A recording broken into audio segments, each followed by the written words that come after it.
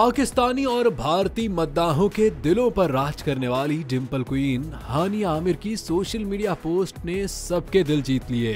दिलजीत की मोहब्बत का जवाब दे दिया।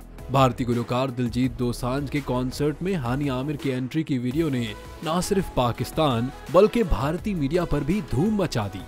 दिलजीत की जानिब से इस मोहब्बत और एहतराम पर हानिया आमिर ने अपनी सोशल मीडिया पोस्ट के जरिए उनका और उनकी टीम का शुक्रिया अदा करते हुए लिखा कि होना नहीं मेरी कोर क्या जादूनी रात थी, मोहब्बत, इज्जत और रूहानी ताल्लुक ये सब दिल से था।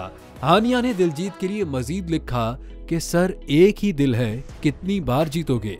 हानिया ने भरपूर अंदाज में मोहब्बत और एहतराम और गर्मजोशी से शुक्रिया अदा किया और कहा कि बहुत सारे खूबसूरत लोगों से मिलना एक एजाज था, ये वाकई यादगार लम्हा था।